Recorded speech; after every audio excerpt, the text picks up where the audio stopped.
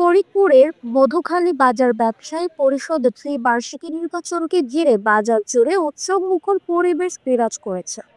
শনিবার 13 সেপ্টেম্বর 2025 সকাল 9টা থেকে বিকাল 4টা পর্যন্ত ভোট গ্রহণ অনুষ্ঠিত হয়। আমি আশা করি আমাদের আগামী যে নির্বাচনটা হবে এই নির্বাচনটা খুবই শান্তিপূর্ণ এবং শৃঙ্খলার মধ্যে হবে।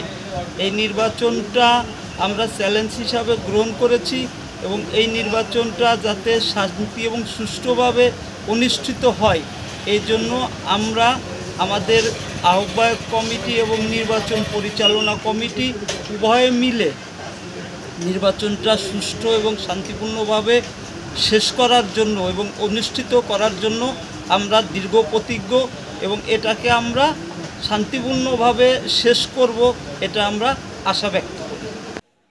নির্বাচনকে সামনে রেখে বাজার এলাকায় পোস্টার, ব্যানার আর ফেস্টুনে সেজেছে চারপাশ। মোট 1284 জন ব্যবসায়ী তাদের মূল্যবান ভোটাধিকার প্রয়োগ করবে। ইতিমধ্যেই প্রার্থীরা বাড়ি বাড়ি ঘুরে ভোটারদের কাছে সমর্থন ও দোয়া প্রার্থনা করছেন। হিন্দু ভাইদের নমস্কার।